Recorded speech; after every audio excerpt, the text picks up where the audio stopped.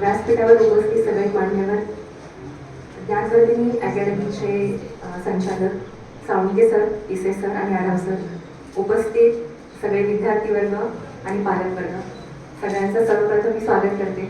आणि सुरुवातीलाच आपल्या साळुंखे सरांनी मला या कार्यक्रमाची प्रमुख पाहुणी म्हणून आमंत्रित केलं, त्याच्याबद्दल मी सगळ्यात पहिले त्यांचा आभार व्यक्त करते. आता आल्यापासून मी खरं तर याच विचारत होते की मी जेव्हा 10वीमध्ये होते त्या माझं 10वीचं वर्ष आणि त्याच्यानंतरचा माझा प्रवास माझ्या डोळ्यासमोर उभा राहिला.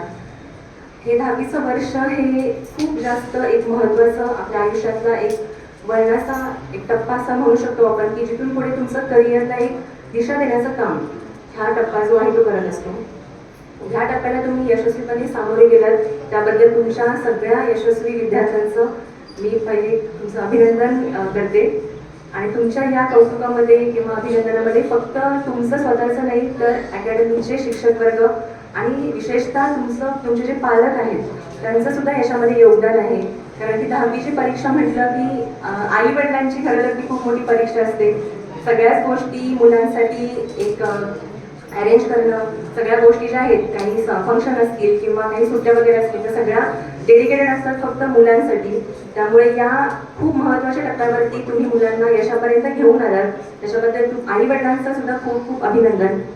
खरं तर मी जेव्हा ऑफिसमध्ये बसलेले होते त्यावेळेला ऑफिसमध्ये मला सरांनी सांगितलं की ज्ञानवर्धिनी अकॅडमीच्या 3 शाखा आहेत आणि तुम्ही सगळे खूप भाग्यवान आहात की एवढ्या मोठ्या वटवृक्षाखाली तुमचा ज्ञानाचा जो अभ्यास आहे तो तुम्ही याच्यामध्ये केलात. त्यामुळे इथून पुढचंही तुमचं करिअर जे आहे ते खूप चांगल्या पद्धतीने घडणार आहे. पण एक छोटी गोष्ट मला तुम्हाला इथं सांगायची आहे, कारण की तुमचं जे वय आहे ते खूप संस्कारक्षम वय असतं. या वयामध्ये तुम्ही ज्या गोष्टी शिकाल आणि जे तुम्ही स्वप्न बघाल ती स्वप्न जी आहे ती तुमची पूर्ण करण्याची धमक जी आहे ती या वयामध्ये असते. खरं तर ऑफिसमध्ये ही जे कोड लिहिली होती ती अशी होती की स्वप्न 3 असतात की जी आपण झोपेपणी बघतो, स्वप्न ती असतात की जी आपल्याला झोपू देतो. खरं तर आता इथून पुढे जो तुमचा प्रवास चालू होणार आहे तो तुमच्या स्वप्नपूर्तीच्या दिशेनं चालू होणार आहे. त्यामुळे खूप चांगलं करिअर घडवण्याची संधी जी आहे ती तुम्हाला इथून पुढच्या आयुष्यामध्ये उपलब्ध असणार आहे. ठीक आहे, एक छोटी गोष्ट मी फक्त सांगेन तुम्हाला, त्याच्याबरोबर तुमच्या लक्षात येईल की आपल्याला आयुष्यामध्ये काय करायचं आहे. आपल्या आई वडिलांची नाव जे आहे आपल्या आई वडिलांचं ते कसं मोठं करायचं.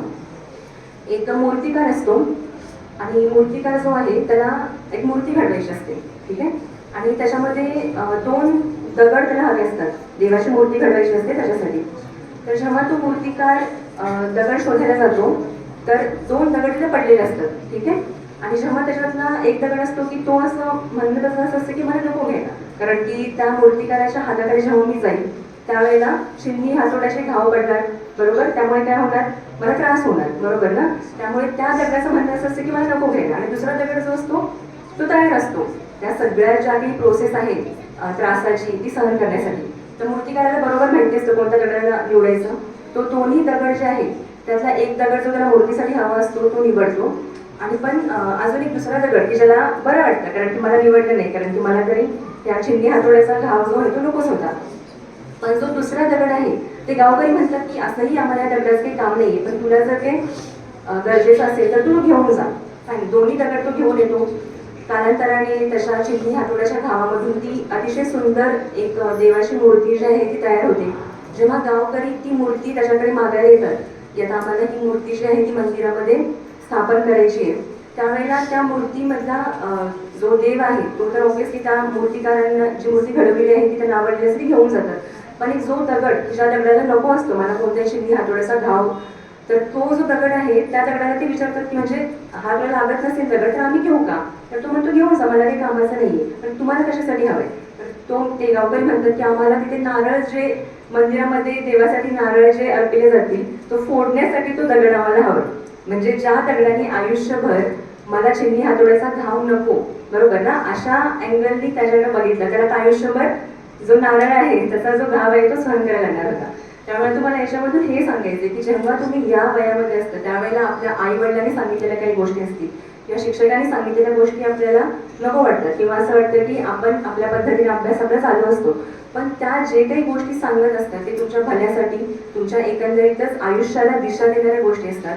त्यामुळे थोड्या काळासाठी तुम्हाला चिन्नी हातोड्याचा घाव, आणि तो घाव म्हणजे फक्त मी परीक्षेच्या दृष्टिकोनातून म्हणते तुमचा 10वीचा महत्त्वाचा टप्पा पार झालेला आहे. आता इथून पुढचा जो 12वीचा टप्पा आहे तो तुम्हाला ओलांडायचा आहे. त्याच्यानंतर तुमचं ॲक्च्युअल करिअर जे आहे ते तिथून चालू होतं. ठीक आहे. त्यामुळे या टप्प्याकडे खूप चांगल्या पॉझिटिव्ह अँगलनी बघा. तुमचे शिक्षक जे आहेत त्यांनी आतापर्यंत तुमच्यावरती जे संस्कार केलेत, आईवडिलांनी जे संस्कार केलेत, त्याला तुम्ही कसे खरे उतराल याच्यासाठी प्रयत्न करा. कारण की हे जे वय आहे ते भरकटण्याचं वय सुद्धा असतं. तुम्हाला खूप अशी प्रलोभनं भेटतील की ज्या ठिकाणी तुमचा पाय घसरेल असं तुम्हाला वाटेल किंवा तुम्ही त्या ह्याच्यामध्ये अडकू शकता. तर ज्यावेळेला तुम्ही तुमच्या आईवडिलांशी संवाद साधता किंवा तुमच्या शिक्षकांशी कनेक्टेड आहात त्यावेळेला तुम्ही तुमच्या करिअरच्या एका योग्य वळणावरती तुम्ही जाऊन पोहोचता. त्यामुळे मी अजून एक माझी गोष्ट सांगायची आहे ती म्हणजे की आईवडिलांसाठी आता मी इथे उपजिल्हाधिकारी म्हणून माझी जेव्हा निवड झाली तर त्यामध्ये माझ्या आईवडिलांचा सुद्धा खूप मोठा वाटा आहे.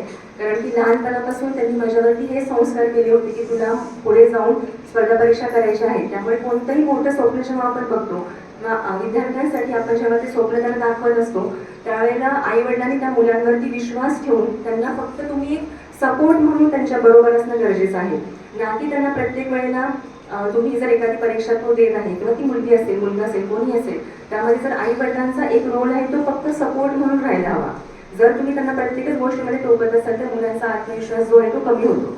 पण डेफिनेटली मी हे सांगेन की आईवडिलांसारखा गुरु आईवडिलांसारखा मार्गदर्शक तुम्हाला तुमच्या आयुष्यामध्ये कधीही भेटत नाही. आणि तुमचे जे अगेन शिक्षक वर्ग जो आहे तुमच्या प्रत्येक टप्प्यावरती तुमच्या कॉलेजमध्ये जाल तुम्ही आत्तापर्यंत शिक्षक जे होते त्या सगळ्यांचं तुम्ही ऐकायला हवं. कारण की हे खूप संस्कारक्षम वय आहे. इथून पुढच्या सगळ्या गोष्टी ज्या तुम्ही कराल त्या तुमच्या करिअर ठरवणारे असतील. आणि फक्त करिअर जेव्हा आपण म्हणतो त्यावेळेला ते करिअर हे पूर्ण आयुष्य घडवत असतं.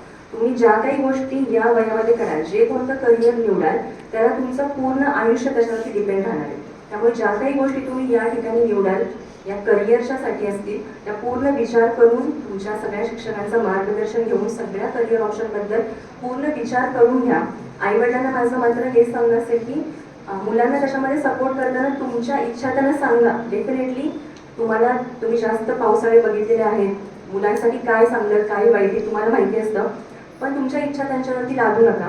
कारण की मुलं जे आहेत आता खूप जास्त करिअरच्या संधी उपलब्ध असतात तर ते त्यांना माहिती असतात.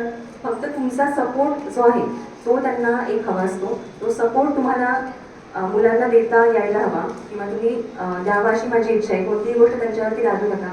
आणि मुलींचे पालक इथे उपस्थित असतील तर त्यांना मी हे सांगेन की मुलींना खूप चांगलं शिक्षण द्या. मुलींमध्ये खूप क्षमता असतात. त्या डेफिनेटली मुलांमध्येही असतात फक्त मुलींमध्ये असतात असं नाही आहे.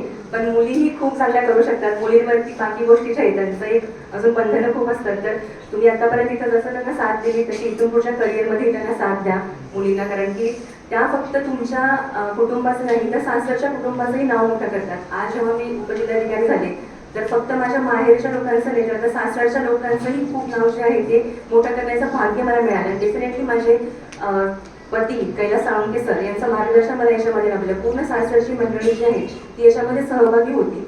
त्यामुळे या गोष्टी इथपर्यंत मी पोहोचू शकले. तर असा सपोर्ट जो आहे तो तुम्ही तुमच्या मुलींनाही द्यायला हवा जेणेकरून त्या यशाच्या शिखरावरती खूप मोठ्या पदापर्यंत जाऊन पोहोचते.